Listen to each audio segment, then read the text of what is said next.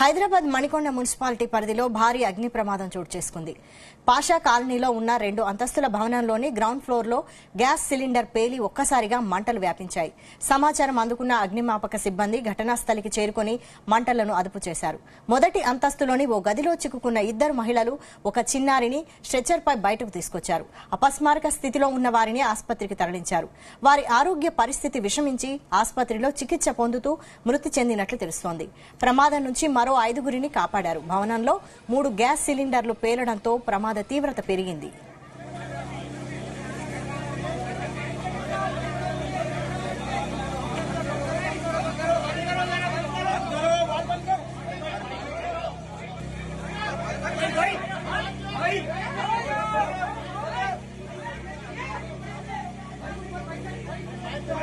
Hyderabad Manikonda municipality పరిధిలో భారీ అగ్ని ప్రమాదం చోటు చేసుకుంది.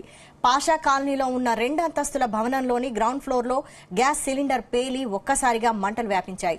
సమాచారం అందుకున్న అగ్నిమాపక సిబ్బంది ఘటనా స్థలికి చేరుకుని మంటలను అదుపు చేశారు. ఇదే అంశానికి సంబంధించి మరిన్ని details crime bureau chief Raviteja అందిస్తారు. రవితేజ, మణికొండలో జరిగినటువంటి అగ్ని ప్రమాద ఘటనలో దాంట్లో ఉన్నటువంటి వారిని అందరినీ రెస్క్యూ చేసి ఆసుపత్రికి తీసుకెళ్లగా దీంతో మరణించారు కొంతమంది అంటూ కూడా ఆ పేర్లను కూడా పోలీసులకు అటు వారి కుటుంబ సభ్యులకు కూడా ఇన్ఫర్మేషన్ షేర్ చేయడం జరిగింది. ఇంట్లో కింది భాగంలో ఈ ఫైర్ యాక్సిడెంట్ జరిగింది. అది కూడా ఈ ఇంట్లో సిలిండర్ పేలడం కారణంగా ఈ యొక్క ప్రమాదం జరిగింది అనే దానిపై కూడా క్లియర్ కట్ గా ఆ విషయాన్ని అటు డయల్ 100 కి ఇటు ఫైర్ ఎమర్జెన్సీ అధికారులకు కూడా ఇన్ఫర్మేషన్ షేర్ చేయడం జరిగింది.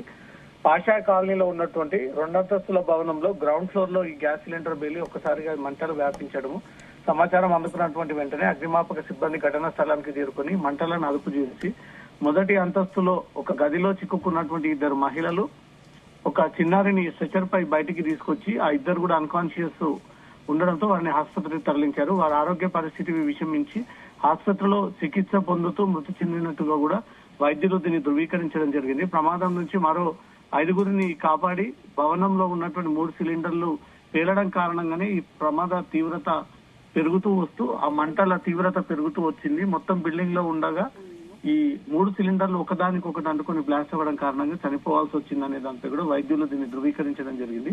ఇది ఒక సిలిండర్ పక్కనే ఇంకో సిలిండర్ పెట్టడము, ఒకదానికి అనుకోకుండా ఫైర్ అంటుకున్నటువంటి వెంటనే మరో సిలిండర్ కి ఆ మంటలు వ్యాపించి మంటల తీవ్రత పెరగడంతో ఒక్కసారిగా బ్లాస్ట్ అయ్యి కింద పైన ఉన్నటువంటి అంతస్తుల్లో ఆ ఇండ్లలో ఉన్నటువంటి వారు అలానే చిక్కుకొని పోవడంతో రెస్క్యూ అధికారులు అక్కడికి చేరుకొని వాళ్ళకు వీలైనంత సహాయాన్ని చేసి వారిని బయటికి తీసి కొంతమందిని ఆసుపత్రికి తరలించడం, ఇంకొంతమంది తరలిస్తుండగానే మార్గ మధ్యలో చనిపోయినట్టుగా మాత్రం వైద్యులు ధృవీకరించారు. దీనిపైన పోలీసులు కేసు నమోదు చేసుకుని దర్యాప్తు చేపట్టా ఉన్నారు. అంటే అసలు ప్రమాదానికి కారణం ఏంటి? అసలు ఫస్ట్ సిలిండర్ అంటుకోవడానికి కారణాలేంటి?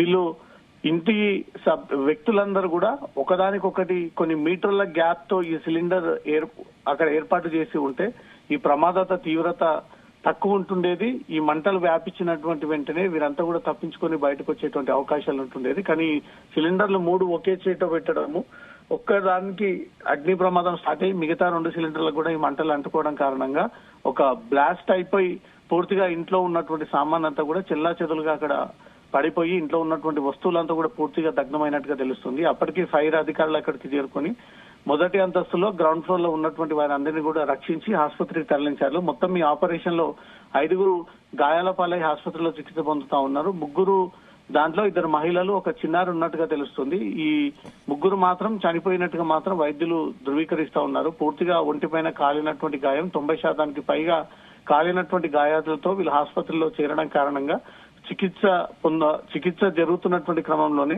చనిపోయాడన్నట్టుగా కూడా వైద్యులు ధృవీకరించడం జరిగింది. ఇక్కడ కేర్లెస్ గా సిలిండర్లని పెట్టడం కారణంగానే ఈ ప్రమాదం జరిగింది అనేది మాత్రం ఒక కంక్లూడింగ్ కి పోలీసులు వచ్చారు. పూర్తిగా మంటలను అదుపు చేసిన తర్వాత ఈ సిలిండర్ బ్లాస్ట్ అయినా ఏదైనా కరెంటు షాక్ కారణంగా జరిగిందనే దానిపై కూడా మంటలు పూర్తి స్థాయిలో అదుపులోకి తీసుకొని ఇప్పుడు ఇంటిని 4 వైపుల నుంచి కూడా తనిఖీ చేస్తా ఉన్నారు.